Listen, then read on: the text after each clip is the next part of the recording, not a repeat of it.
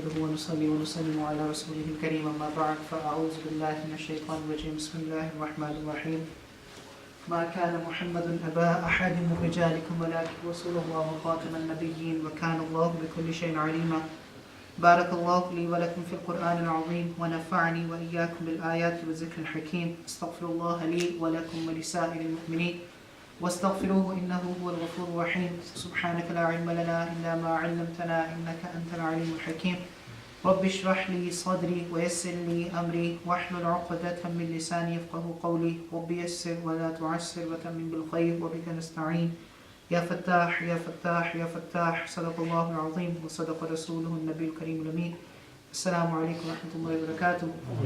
Alhamdulillah, it's a great blessing of Allah subhanahu wa ta'ala that He has given me and you the ability and tawfiq to participate in this gathering. And we ask Allah subhanahu wa ta'ala to make this gathering a source of guidance for all of us. And we ask Allah subhanahu wa ta'ala to make this gathering one of the means of our entry into Jannah. 3 weeks ago, we started a new chapter of our Seerah series. It was about the marriage of Rasulullah sallallahu alayhi wa sallam with Khadija radiallahu ta'ala anha, and the rebuilding of the Kaaba. So alhamdulillah, in our first session we learned how Prophet ﷺ was introduced to Khadija radiallahu ta'ala anha. We learned that Prophet ﷺ as a shepherd was hired by Khadija radiallahu ta'ala anha's older sister, and when he worked for Khadija radiallahu ta'ala anha's sister, Khadija radiallahu ta'ala anha then sister said to Khadija that I have never seen a person who is more noble, who is more shy, who is more honest, and who is more chastised in his interaction with the woman than Muhammad sallallahu alaihi wasallam. And this somehow impresses Khadija radiallahu ta'ala anha.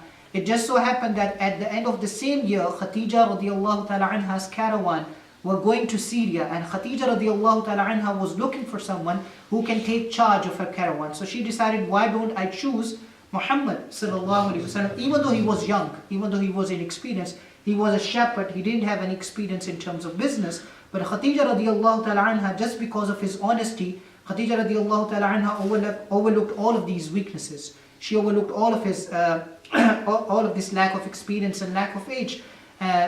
Automatically she felt that he's an honest person and I can trust him with all of my caravans. So Prophet sallallahu alaihi wasallam, she offered Rasulullah sallallahu alaihi wasallam to take charge of her caravans. Prophet sallallahu alaihi wasallam asked his uncle Abu Talib radiallahu ta'ala anhu, and then finally he accepted the offer of Khadija radiallahu ta'ala anha. In our second session we learned that when Prophet sallallahu alaihi wasallam came back, when he brought back the caravans from Syria, he came back with ad'af, yani multiple prophets that Khadija radiallahu ta'ala anha had never ever experienced.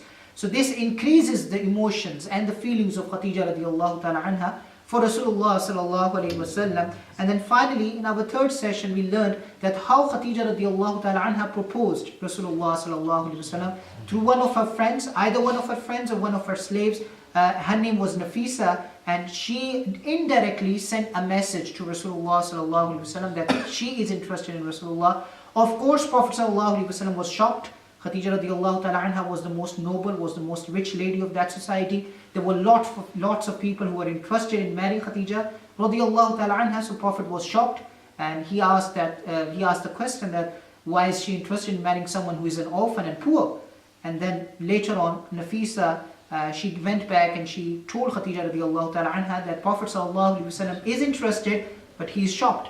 But later on, alhamdulillah, Amr bin Asad, who was the uncle of Khadija radiallahu ta'ala anha, he became the wali of Khadija radiallahu ta'ala anha. And then from Prophet sallallahu alaihi wasallam's side, Abu Talib radiallahu ta'ala anhu, Abu Talib, who is the uncle of Rasulullah sallallahu alaihi wasallam, he came and he delivered the khutbah. And as I said before in the khutbah, he praised Allah subhanahu wa ta'ala. Then he praised his own lineage. Then he said, this is my nephew, and there is no one in the entire Arabia that is like my nephew in terms of his manners, in terms of his character, in terms of his lineage. And he had proposed to your noble lady Khadija radiallahu ta'ala anha with 12 uqiyah chandi, with 12 uqiyah of silver, 12 nuggets of silver, which is round about approximately, I don't want to give you a precise figure, but more or less it's like 500 to 600 pounds in our time. And the uncle Amr bin al-Asad, who was the wali of Khadija radiallahu ta'ala anha, he said this is a young man who cannot be refused, and they accepted the proposal of Rasulullah sallallahu alaihi wasallam. Now, today's session is about the age of Khadija radiallahu ta'ala anha. What was the age of Khadija radiallahu ta'ala anha at the time of her marriage? The most common opinion is that she was 40 years old at the time of her marriage. But remember that this is the opinion of one of the classical scholars of Islam, and his name is Al-Waqidi, rahmatullah alayh. He's of the opinion that Khadija radiallahu ta'ala anha was 40 years old at the time of her marriage. And when she died, she was 65 years old. Because everyone agrees that Prophet sallallahu alaihi wasallam and Khadija radiallahu ta'ala anha, they remained married for 25 years. Everyone agrees. And everyone agrees that Prophet ﷺ was 25 years old. Not everyone, one or two says that he was 23 or 22, but around 25 years old when he got married to Khadija radiallahu ta'ala anha. Now I understand that this is the most well-known, most common age that we all know. However, there are authentic reports, more authentic reports that suggest differently. That suggests that Khadija radiallahu ta'ala anha was not 40 years old. I know this is not common knowledge to most of you, but academically speaking, this opinion is more sound opinion. And the other opinion, which is of 40 years old, for two reasons, it is problematic for two reasons. Number one, Al-Waqidi, rahmatullah alayhi, no disrespect to him, with all due respect, one of the classical scholars of Islam, but he is not to the same caliber of these other ulama, of these other reports who suggest that Khadija radiallahu ta'ala anha was not 40 years old. Al-Waqidi is a bit lower in this scale. You have Al-Bahiqi, rahmatullah alayh, and Ibn Kathir. I believe Ibn Kathir, everyone knows about Ibn Kathir. Tafsir Ibn Kathir, who is the scholar. Both of these scholars, Al-Bahiqi and Ibn Kathir, rahmatullah alayh, they were of the view that when Khadija radiallahu ta'ala anha passed away, she was around 50 years old. This changes everything now. What literally they say in the book is that she was in her 50s, khamseen. She was in her 50s when she passed away. This changes everything, right? Additionally, we have another early authority. His name is Hisham al-Kalabi, rahmatullah alayh. He says that when Khadija radiallahu ta'ala anha got married to Rasulullah sallallahu alayhi wasallam, she was 28 years old. She was 28. Another report we find from Al-Hakim, who wrote a book Al-Mustadrik, which is a hadith book. He reports in his book on the authority of Ibn Ishaq. Does anyone remember Ibn Ishaq? I did a whole session about Ibn Ishaq when we started Seerah series. His book, Seerah Ibn Ishaq, is the first book of Seerah. He is the earliest author of Seerah, Ibn Ishaq. Ibn Ishaq is of the view that Khadija radiallahu ta'ala anha was 28 years old when she got married to Rasulullah sallallahu alaihi wasallam. Now this opinion to me sounds more valid for two reasons. Number one, the people who are saying that she was 25 years old, these people, they are more in quantity and quality. They are more knowledgeable people. I mean, Ibn Ishaq is the authority on Seerah. When it comes to Seerah, Ibn Ishaq is the biggest authority. And he is saying that Khadija is 20 years old at the time of her marriage. Then additionally, Hisham al-Kalabi.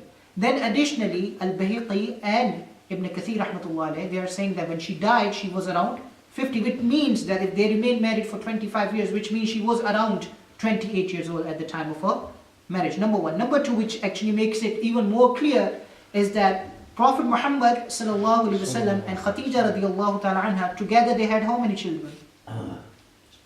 6 children.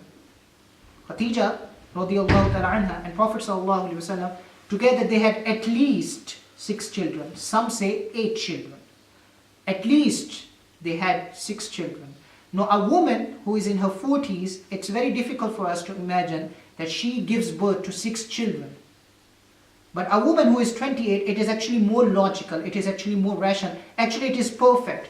Having children at the age of 28, it used to be very common, very logical, very rational in those days. That you have a child every after a year and a half or 2 years. So for 12 years, Khadija radiallahu ta'ala anha is having children. She is having children until she is 40 years old. Around when she is 40 years old. This actually makes more sense. This is actually more logical, more rational than to say that when she got married she was 40 years old. And like I said before, academically speaking, this opinion sounds more valid, that she was around 28 years old at the time of her marriage, and Allah knows best. Now I understand that we people, we like to say a lot of times when people ask us questions, especially in regards to Aisha radiallahu ta'ala anha, why did Prophet sallallahu alaihi wasallam marry to Aisha radiallahu ta'ala anha when she was only 9 years old? At that occasion, we oftenly like to refer, or we oftenly like to say, the Prophet sallallahu alaihi wasallam married to Khadija radiallahu ta'ala anha. That was her first wife. And Prophet sallallahu alaihi wasallam married someone who was older, twice divorced, with children. Now this does not change the fact that she was 28 years old. The fact remains same. Khadija radiallahu ta'ala anha is still older. She is still divorced twice, and she still had a child. If you remember, we discussed about that child in our last session. His name is Hala. She still had a child. So Prophet sallallahu alaihi wasallam, clearly it shows he was not a lustful person. If he wanted, he could have married someone who was much more younger than Khadija, without any children, who had never been married before, who was a virgin. If Prophet ﷺ wanted, he could have done that. But she chose someone from nobility.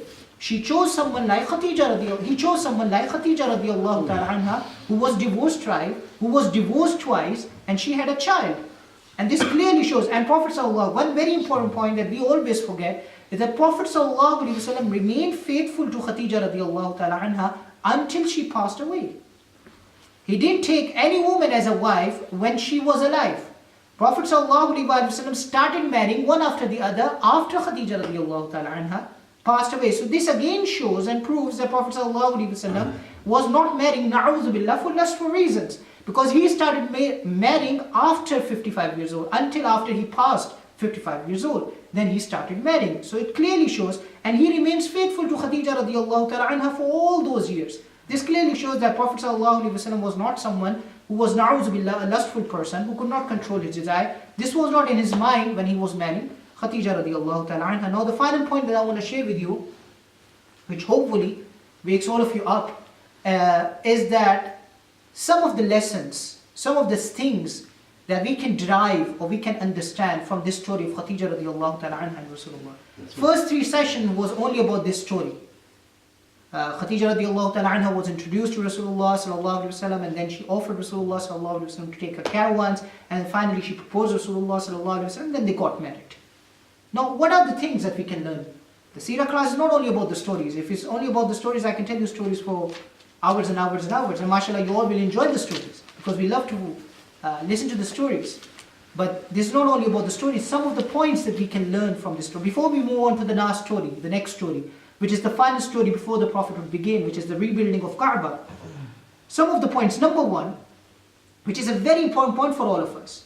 And I think it's more important for us who comes to the masjid, who reads their salah with jama'ah, who looks religious people, who have beards, they wear mashallah religious clothes, they come to the masjid, they talk about Allah, they read Quran with tajweed, mashallah, they are called shuyukh, ulama, du'at, and all of this kind of stuff. This story, first and foremost, teaches us the importance of honesty, the importance of good etiquette, the importance of good akhlaq. Honesty is something that is appreciated by the whole mankind, and it brings about a lot of blessings. Prophet ﷺ was honest as a shepherd. He was shy as a worker who is working at the menial job, at the lowest paid job. But he was shy and he was honest, and this shyness, and because of this shyness and honesty, it increases his ranks, and it increases his pay rank and his position. This is what actually happened. He was honest, he was trustworthy, he was humble, and he was modest. He had all of these qualities, so automatically opportunities were created for him that gave him more and more higher positions. This is the reality of this dunya. Your character speaks a lot. It speaks a lot. It counts a lot. It speaks more than what experience you have, even in this dunya. We talk about da'wah, calling people towards Allah subhanahu wa ta'ala. I often give this example. And mashallah, we have this brother here who go out in the path of Allah subhanahu wa ta'ala only for one reason, because they want to call people towards Allah. And we often give this example when we are in the path of Allah subhanahu wa ta'ala, that Sahaba, when they would go out and when they would call the people towards Allah, they would give lectures. They wouldn't have Seerah classes and tafsir classes. When they are calling non-Muslims to Islam, they don't understand Seerah. They don't understand Quran. The people who live in our neighborhood, they don't understand what this masjid is. I got a letter from them recently in which they are referring to masjid as church. They don't even understand the difference between a church and a masjid. They refer to this place as a church. That's what they say. What I'm trying to say is that character counts a lot. And Sahaba, as a side note, Sahaba, when they would go and they would call people, they would just say 3 words in English. In Arabic, they would just say 2 words. And that was their da'wah. They would go to people and they would say to people, Kunu mithlana, be like us. People wanted to become like them, but that was their da'wah because of their character. And because of the character of Rasulullah sallallahu alaihi wasallam, Khadija overlooked all of this zero experience of Rasulullah. He was a shepherd. He never knew anything about business. Khadija radiallahu ta'ala anha still hired Rasulullah because of his character. And he, mashallah, because Khadija radiallahu ta'ala anha hired Rasulullah, he became one of the highest paid, he got one of the highest paid jobs in the whole of Arabia. He took her caravans to Syria and mashallah, he became rich.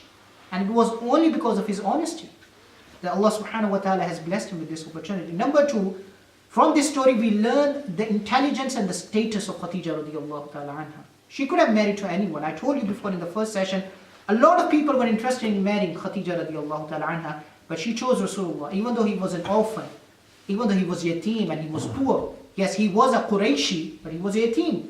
He was poor. But he saw Rasulullah sallallahu alaihi wasallam as an ideal husband, as a perfect husband. And like I said before, it actually clearly shows us the permissibility, not just the permissibility of having a natural feeling or a desire or an attraction, but to actually pursue that feeling in a legitimate manner. Khadija radiallahu ta'ala anha had that feeling of Rasulullah sallallahu alaihi wasallam, and like I told you before, she had this emotion not because of haram means, not because she na'uzubillah dated Rasulullah, they met on Facebook or Twitter. She had this emotion for Rasulullah sallallahu alaihi wasallam, first of all because she heard her sister praising Rasulullah sallallahu alaihi wasallam in such a high manner. And then she saw honesty of Rasulullah sallallahu alaihi wasallam, and then she heard Maysara telling Khadija radiallahu ta'ala anha about the honesty and concern and care of Rasulullah sallallahu alaihi wasallam. So obviously, this increases the emotion of Khadija radiallahu ta'ala anha for Rasulullah sallallahu alaihi wasallam. Like I said before, falling in love is a natural feeling. That's not haram. It's permissible. It's what you do with that love that what make it halal or haram. That's the important thing to understand. So Khadija had a feeling for Rasulullah sallallahu alaihi wasallam.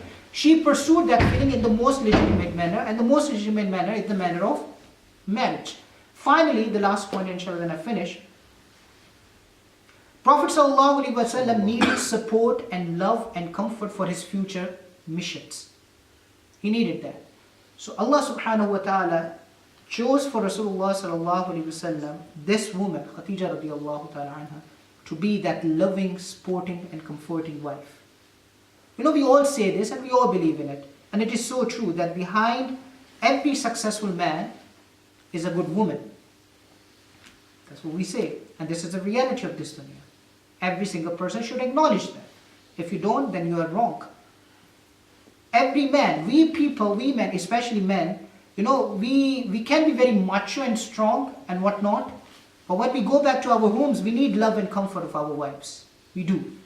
That's how Allah subhanahu wa ta'ala created us. That's Allah. Because in the public, we can have this persona. I can have this persona, you can have this persona. But when you go back into your private life, then you need love, and you need support, and you need comfort of your wife in your house. Prophet sallallahu alaihi wasallam, he had a huge mission in front of him.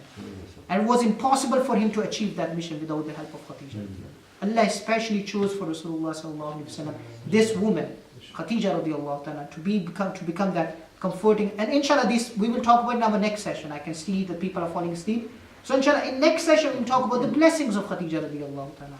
And then you will understand and realize why Allah chose Khadija radiallahu. He married 9 women after Khadija. He married, but Allah chose especially Khadija radiallahu ta'ala. Why? We'll talk about that blessing. Just as a side note, just today, before coming here, actually after Maghrib, I go and teach this child who is under a council care. It's a long story, I don't want to go into his story. But this is a child that I go and teach. I'm more like a counselor to him than a teacher. This child, he's a teenager, he's 13, 14 years old. And you know, the staff member of that care unit, they know me now. And they can see me in this jubba and shalwar kameez. And because I have a beard and I wear this topi and everything. So there was this one time a woman came and she tried to shake hand with me. And I said Assalamu alaikum to her, hi to her. I didn't shake hand with her. And then there was this another woman, there was a woman who had tattoos on her body, tattoos or tattoo, whatever you call them, whatever tattoo or whatever they are. She had tattoos all over her body, and she looked very masculine in her conduct. And she said to me, that, what do you teach him? And I said, I teach him about his religion. And she said, okay, we cannot get along because I'm gay, so we can never ever get along. So, but we have this friendly kind of relationship, even with the staff members. I get along with them.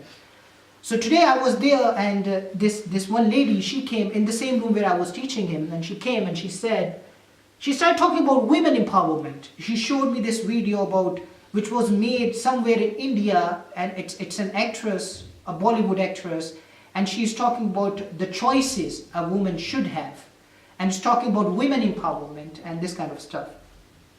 So we started talking about it, and then she said, what do you think about this women empowerment, women equality, this kind of stuff? Wallahi, I don't think that I'm the most literate person when it comes to this kind of stuff, but Alhamdulillah, Allah gave me an opportunity when I was doing my MPhil in Aberdeen University. I got a chance to study feminism and to study the views of the people who support feminism. To me, women empowerment nowadays, it means bashing of men. So if you want to talk about women empowerment, then you start bashing men. You start blaming them, you start complaining about men, you start telling them the men are not giving us our rights and this kind of stuff. And you make men so complex, and you make men suffer from inferiority complex so much so that I believe in 20 years' time you will have a new movement which will be about men empowerment. You will have a new movement. Now, when I was talking to her, I gave her this example because I already prepared the Seerah class. I told her about Khadija radiallahu ta'ala, financially independent woman. Prophet was working for her. Still, Prophet never hesitated to marry her. What more do you want from a woman? In that society where woman is not even allowed to inherit wealth, she got the wealth. I told you the reason how she got the wealth. And now, mashallah, she is financially independent. She is supporting Rasulullah. And we will learn when Prophet will start his mission and he will go through all these kinds of troubles and tribulation. One of the reasons or one of the troubles that he will go through is the financial problems. And Khadija will support him through all of her finances, through all of her money. What do you want to know more about women empowerment? So I gave her this ayah that I want to give to all of you. And I want you to remember and understand that. In Islam, what do we mean by women empowerment? When we talk about women empowerment, what does it mean? It's a verse from Surah An-Nisa. The whole surah is about women, so what else do you want to say about women empowerment? But the whole surah is about women, and this ayah that I love, that our teacher told us when we were doing the tafsir and we were learning tafsir from our teacher. The ayah is verse number 32, I believe. I'm not sure, but it's verse number 32. Surah An-Nisa. And it says, لا تتمنوا ما فضل الله به بعضكم على بعض. You should not desire the things in which Allah subhanahu wa ta'ala has made some of you superior than the others. There are things in which Allah subhanahu wa ta'ala has made you superior than the other, meaning men and women. There are things, and then Allah explains, لِلرِّجَالِ نَصِيبٌ مِّمَّا اكْتَسَبُوا. For men, there are certain rights, there are certain responsibilities, and then they have certain privileges. وَلِلنِّسَاءِ نَصِيبٌ مِّمَّا اكْتَسَبُوا. And then Allah says, so even for women, they have certain rights, they have certain responsibilities, and they have certain privileges. But then Allah subhanahu wa ta'ala makes very, very clear that what should be our goal. Our goal is not to increase our rights, or is not to tell men that you are not giving us our rights, and we are only fulfilling our responsibilities, and you're not doing anything for us. And neither for men to tell women that we are doing everything for you, and you're not doing anything for us. What is the main goal? The main goal is what? وَاسْأَلُوا اللَّهَ مِنْ فَضْلِهِ. The main goal is that whether you are a man or a woman, you are seeking Allah's fadl. That's the main purpose of our life. That's the main goal. Whether you are a man or you are a woman, in this life of this dunya, we don't strive for empowerment. We don't strive for money. We don't strive for respect and honor. We believe that Allah has given us everything already. It's already in its place. Now we need to strive for the fadl of Allah. Whether you are a man or a woman.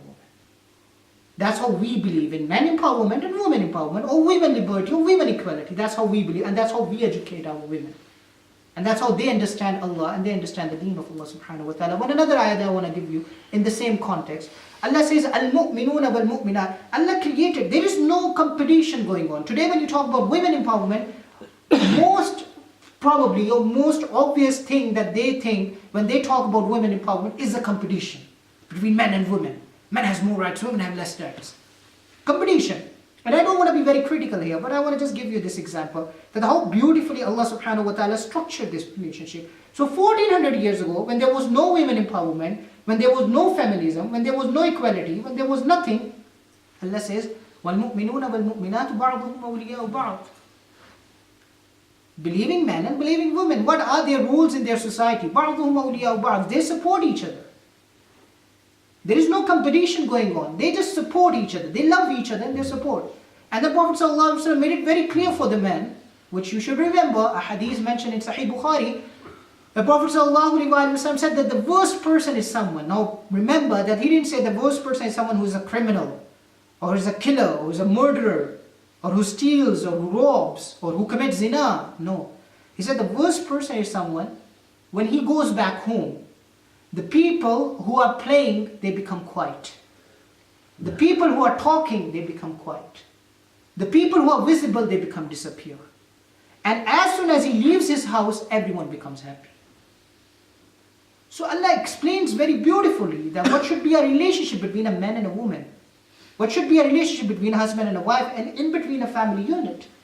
I love to mention this example, and wallahi I promise, this is the last example. If I say anything else, brother, you tell me to shut up, and I will. But this is the last example. If you look at this, forget about Rasulullah, forget about Khadija radiallahu ta'ala anha. Let's talk about someone that we all believe in. Even Christians believe, Jews believe, everyone believes. It's the story of Adam and Eve. It's the story of Adam and Hawa. We all believe that Adam was created first. And even before he entered Jannah, Allah subhanahu wa ta'ala created Hawa. Do you know the reason why? There's this beautiful love story. Try to understand that love story. Try to go into that love story and you will understand the reason. The reason why Allah created Hawa before Adam alayhi salatu wasalam entered paradise is because Allah knew that this person, Adam alayhi salatu wasalam, he cannot even enjoy Jannah without his wife. He cannot. I mean, what else do you need in Jannah? If you are in Jannah, what else do you need? You don't need a wife in Jannah.